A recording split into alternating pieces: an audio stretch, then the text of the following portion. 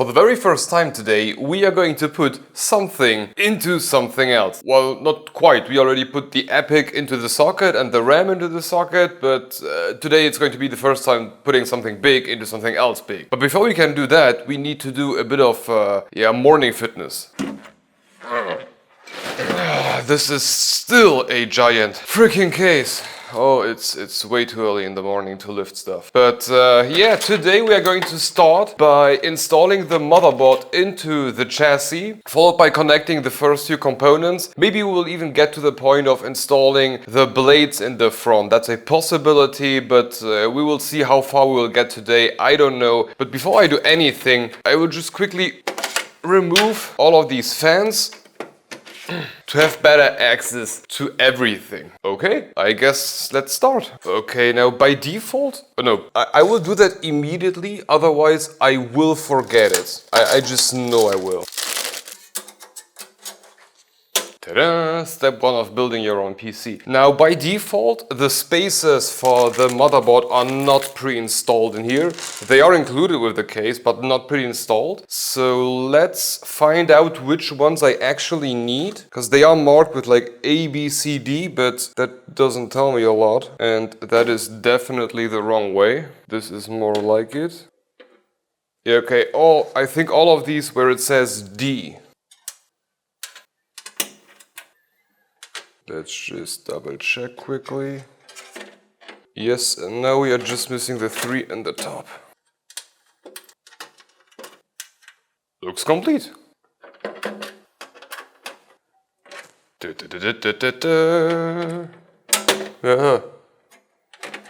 Okay, all the I/O is accessible from the back.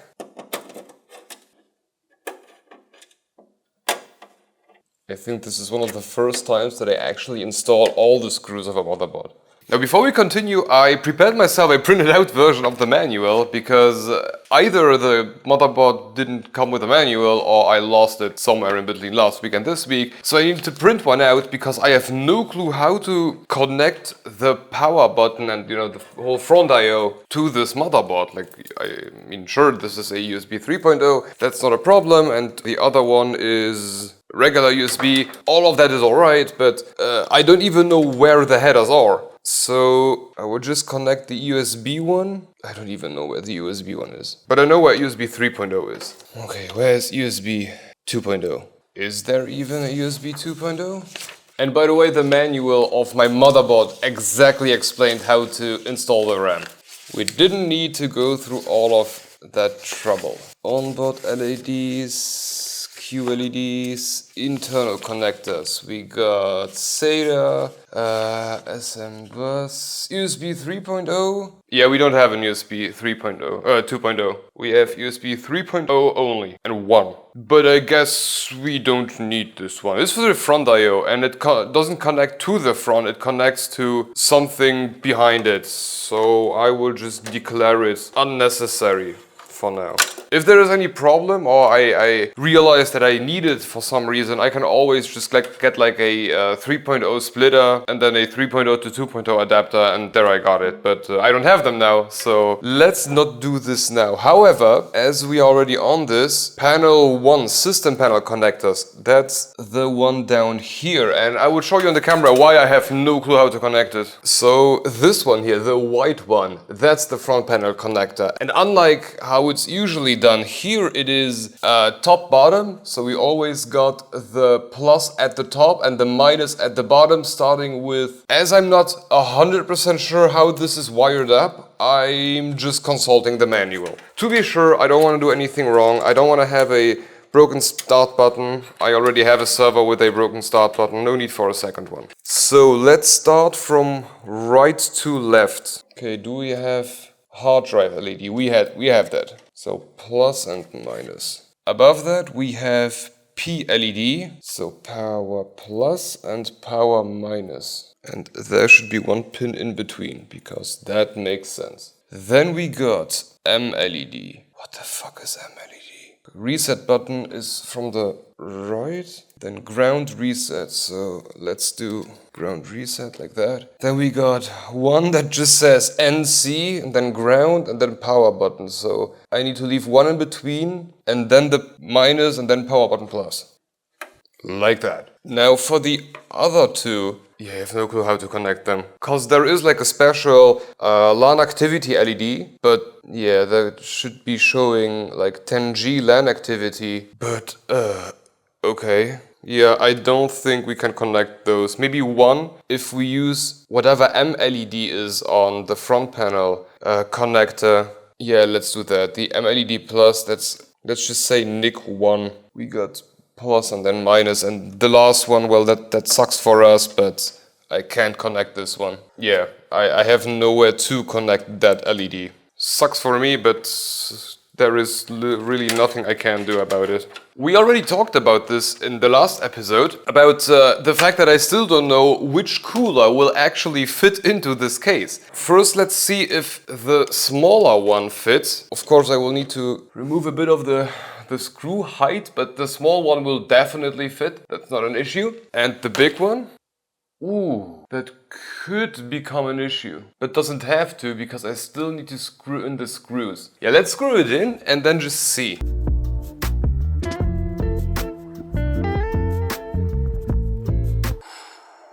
Depending on how the top panel is shaped, I do not know.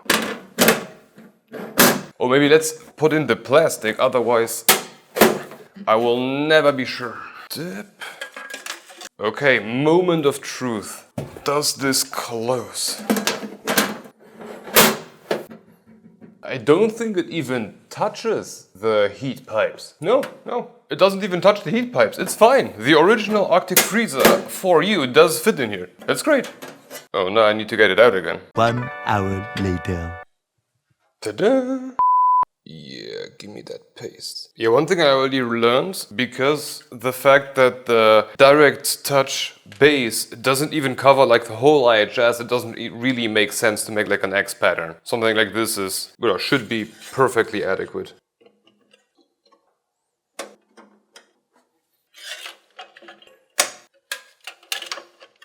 And hide all of that mess where nobody can see it. Ta-da! Okay, motherboard in, with CPU, with cooler. We know that the case closes. It's like really tight, but it closes. And the next big topic would be power supply. And I spent quite some time yesterday figuring out how I want to do all of this. Now, where is it? Here it is. I would like to use the power supply that SilverStone sent along, the SilverStone Hela 1200. Not because I think it's the best power supply in the world, I have no freaking clue, and I'm kinda sad because it got that PCIe Gen 5 connector, which I don't have that often on PSUs. But A, it's called Hela, and my previous server is called Hela. That's like a little nostalgic thing for me. But it is 1200 watts strong and it is platinum rated, so it's perfectly adequate for what I want to use it for. The problem, which you might have already guessed, we have a total of 10 Molex connectors in the front for all of the hard drives, and that is a huge issue. Now, my initial idea was to take the little SilverStone Extreme 850R that SilverStone sent along with all of this because of the Milo case, I believe, and steal the Molex connector from there, connect that one to the Hela PSU, and then call it a day. The problem is, even if I do that, and I use the two Molex connectors that are in the Hela box and the one that comes with the SFX power supply, I would end up at 9 Molex connections. And if we do some quick math, 9 is less than 10, and I have not solved the issue, I have just made a bigger mess, which I can't get out of because we have only 3, how are they called here, SATA and peripheral connections on the back of that Hela power supply. So that will not work. And I kind of figured out a alternative solution. Hear me out. So what I did is, instead of stealing the Molex connector from the SFX power supply, I stole the SATA one because it is hella long. Oh yeah, before I forget it, another problem with that is the length. Like, the first Molex connector was so close to the power supply end that I would not even be able to connect it to anything. So not only would I need a bunch of Molex connectors, I would need at least one splitter and at least, I believe, 3 or 5 extensions. And Molex is shit. Like, you don't want to work with Molex, and I want to keep Molex to the absolute minimum. So my alternative plan is to steal all of the SATA connections, because it's SATA, it's definitely the better technology or the better connector, but the first connector is a lot longer than on the Molex ones. From there, I bought myself a whole bunch of 1 SATA to 2 Molex adapters.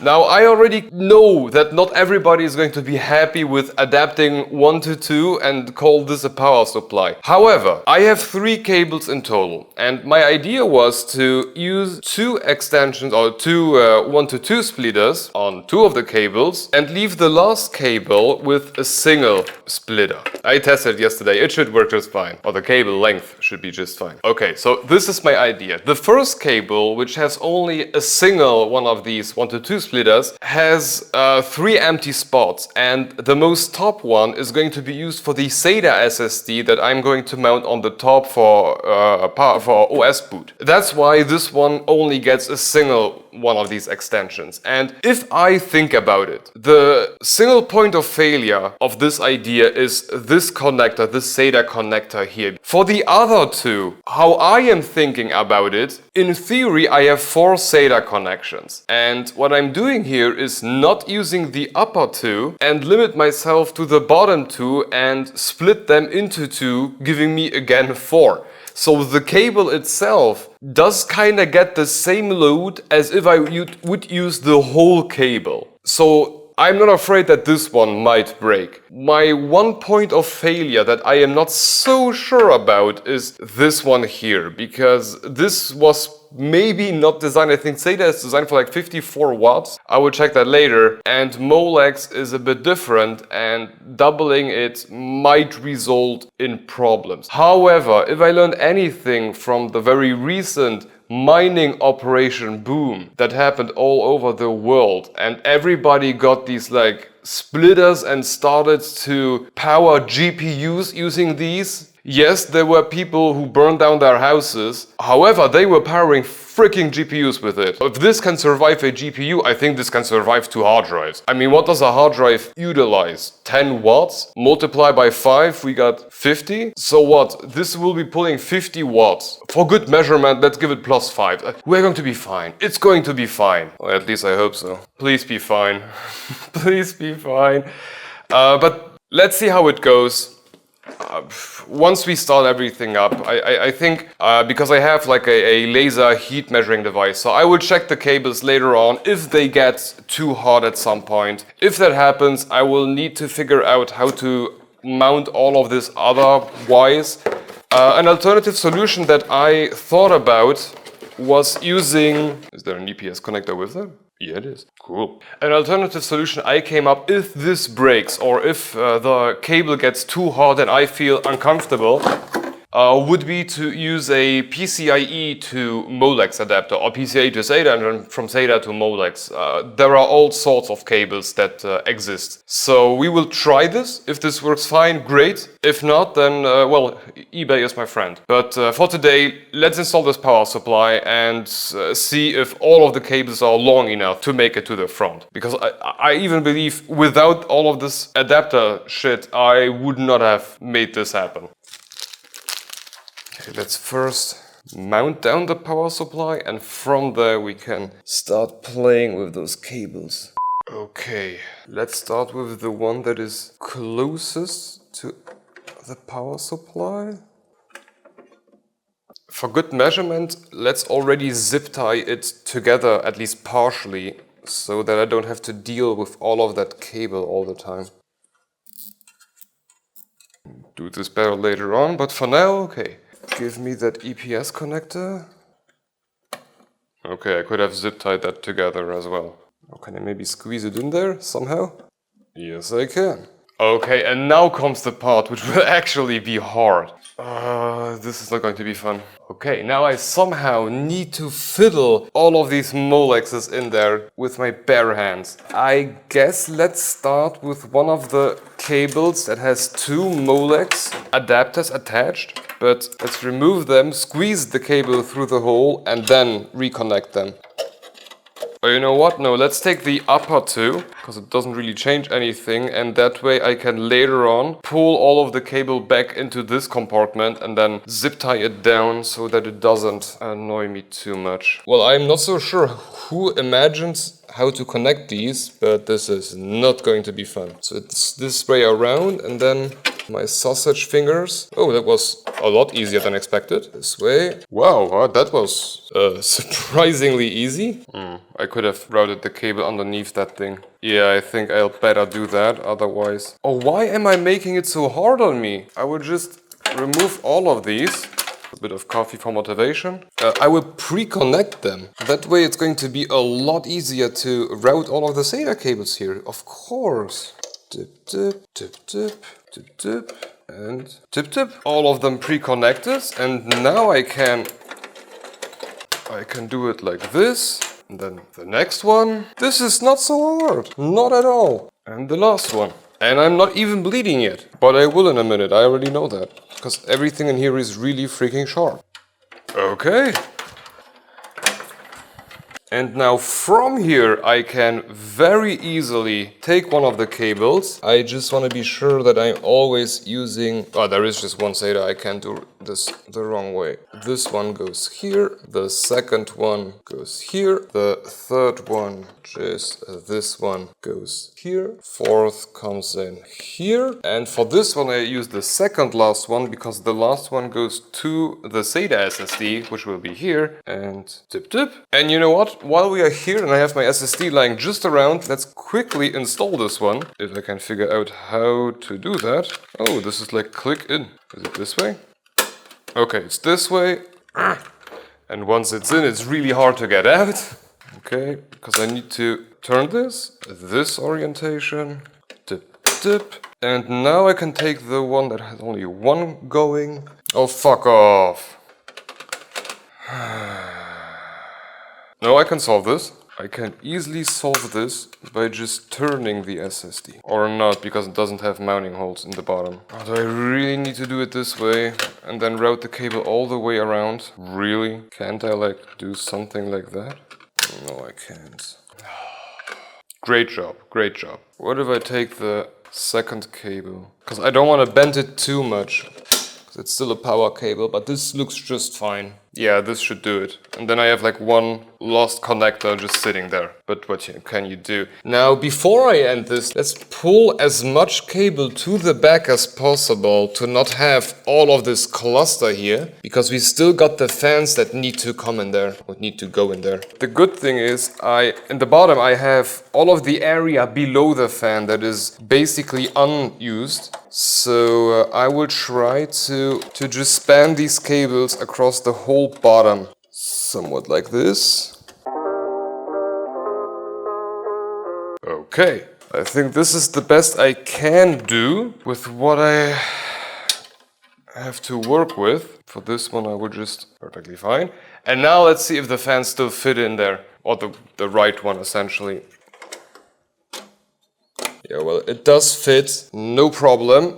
However, it is a bit tight back here. Like, it will push slightly on those Molex connectors just because of the way all of this is designed. Like, maybe if the connection or the Molex connector was a lot shorter, then okay. But I have nothing to attach them to, so once I press this down, of course, yeah, it will slightly hit on stuff. Yeah, this SATA connector I can squeeze behind there. That's okay, but still, I need to pay attention when I connect these fans that I don't rip out one of the Molex connectors. But there is a little I can do about that. But other than that, looks like success. I think for today I'm going to call it a day. We did a lot of stuff. Install the motherboard, reinstall the cooler for like the 4th time, install the power supply, connect the power to motherboards, to EPS, to the front. That was a nightmare, but we did it. And I think that's enough of what we did for today. I'm going to leave it like here until tomorrow, and tomorrow I think we need to start connecting all of the PCIe extensions, PCIe adapters for the mini SAS connector, and we will start routing those.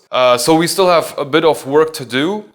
If you look here in the back, we have 2 fan spots, which will of course be filled up. I think we will also do that tomorrow, once we have the card in there, and install the SSD or connect the SSD, connect the M.2 SSD, and we'll talk a bit about why I chose to use one. And yeah, the project is finally starting to take shape. At least you have that. But for today, thank you for watching, and I hope to see you in the next one. Bye bye.